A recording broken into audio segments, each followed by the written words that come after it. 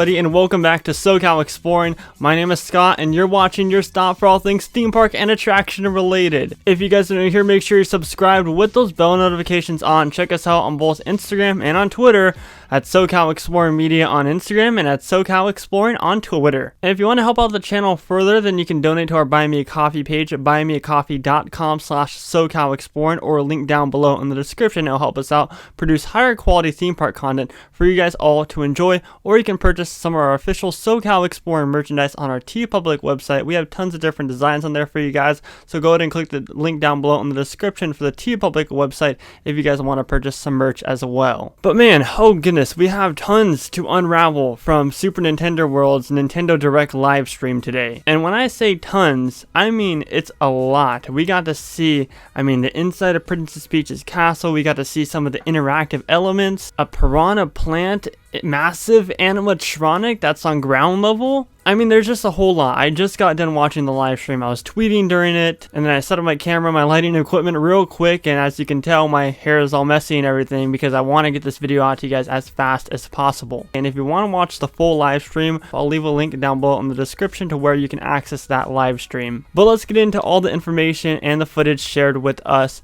upon that Nintendo Direct live stream right now. So first, right off the bat, we got a beautiful look at the Super Nintendo World entrance sign / the entrance plaza. And now, of course, as expected, you're going to be transitioned through the green pipe into Super Nintendo World. So this is going to take you from real life in the actual Universal Studios Japan theme park and transition you right in to the Mushroom Kingdom. Now, I think a big question on everyone's mind was like, how are they going to do the green pipe transition? Is there going to be different details in there? Is there going to be just literally just a green pipe? Well, there will actually be lights that will be flashing through as you're walking through the green pipe, kind of signifying that you're going into another dimension / another world. Along with that, there will also be audio cues playing. So right off the bat, just like how they described it, it's almost its own attraction in a way. You'll end up in the Princess Peach's castle lobby area, and here there's some holographic paintings on the side that, the ones where if you move one way you see a different painting compared to the one that you saw on the right side. And then of course you step foot out into the actual Super Nintendo World and get the grand reveal. What we did get is a shot of the backside of Princess Peach's castle, and it looks super detailed, like right off the bat.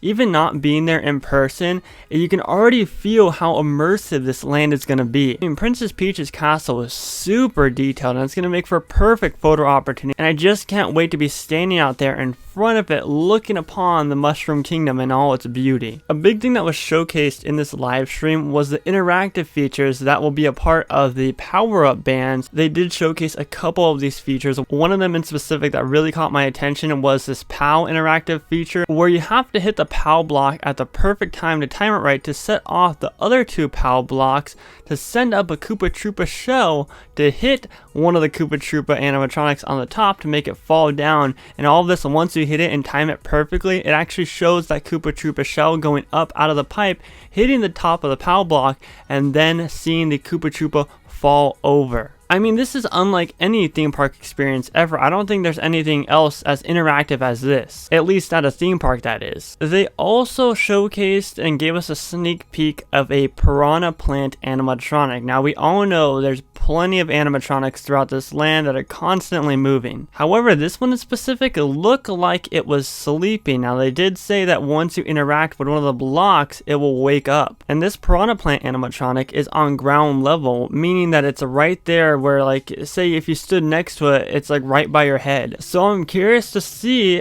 what happens when you press this interactive block. I'm sure it'll wake up and scare guests. This thing looks huge, and I'm sure once we see it in movement, we're gonna be blown away at how crazy this piranha plant animatronic is. There's also an underground level where there's a surprise around every corner between the bombs and different interactive features. There's also a part in specific in the underground level where it's an optical illusion to make it seem like you're shrinking into a mini character. And as you walk through the hallway where you're shrinking, there's lights flickering and there's that sound of you shrinking down to a smaller size. And then once you get into the actual section of it, everything is blurry blown up and big. So the blocks are all big, the bombs are big, and in here in one of these big rooms there's going to be a big interactive feature as soon as you hit one of those interactive blocks. And that was another thing that they just kind of gave us a sneak peek of. They didn't show us it in action. However, the land opens up on February 4th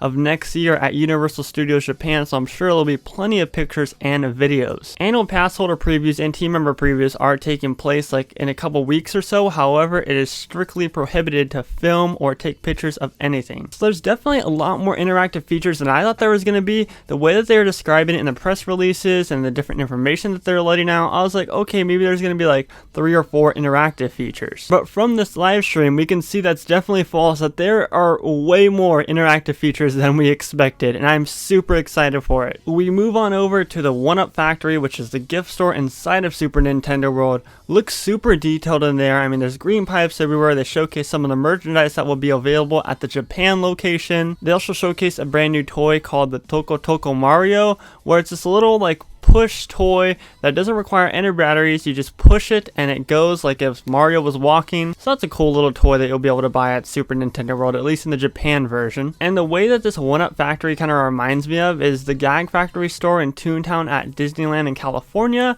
That's the way that I think it reminds me. Kind of, you know, just cartoony, kind of fun. I'm super excited to go shop and spend tons of money in the 1UP Factory. Now moving on to Toad's Cafe. Before they showed us the inside of Toad's Cafe, we actually got to see some of the walk-around characters that you'll be able to meet at these different versions of Super Nintendo World, both Mario and Luigi. And one thing that was super shocking to myself and other theme park fans is the interactive element to these walk-around characters. And by interactive, I mean the actors inside will actually have the ability to move the eyes and blink the eyes of the character's mask or head, which is super cool because the only other time that you really see this is at Disneyland or Disney World with the Mickey Mouses that can move their eyes. So it's super cool that Universal Studios is implementing something like this. It is just a small effect, however, it makes a lot of difference for the immersion of the land, the interactiveness with the characters, and just for memories in general. I'm curious to see if there's going to be other walk-around characters like Toad or Princess Peach, maybe being a face character, same with Daisy, and maybe there'll be a Bowser walk-around character, who knows. Now moving back on over to Toad's Cafe,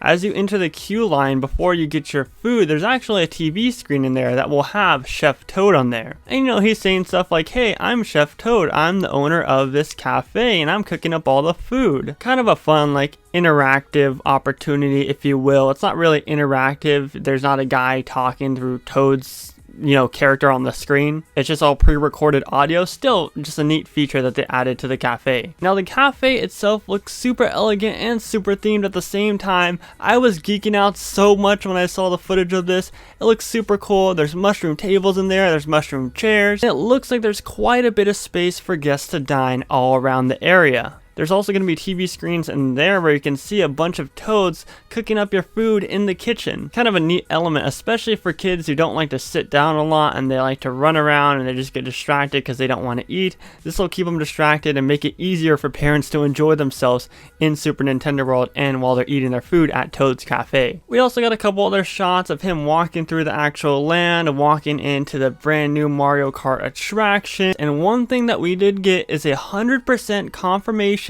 that this land is being built at Universal Studios Hollywood, Universal Studios Orlando Resort, and at Universal Studios Singapore. No dates or timelines were given when it will open at these different parks. However, we did get 100% confirmation. I know, you know, in Hollywood especially, construction is well underway and we can basically tell that it's going to be Super Nintendo World. However, we didn't have the confirmation from the parks quite yet. So as of right now, as I'm filming this on December 18th, as far as, you know, if you guys are watching this in January or February and, you know, the Orlando version gets scrapped or the Singapore version gets scrapped, as of today, December 18th, they are going ahead with building them at 3 different theme parks. And of course at Universal Studios Japan, which is already done and will be opening on February 4th of 2021. Now, you know that feeling when you are excited for something, but then you see a piece of footage or a photo or concept art that just makes you 10 times more excited? Well, this was it. The Nintendo Direct live stream made me extremely excited. I'm really hoping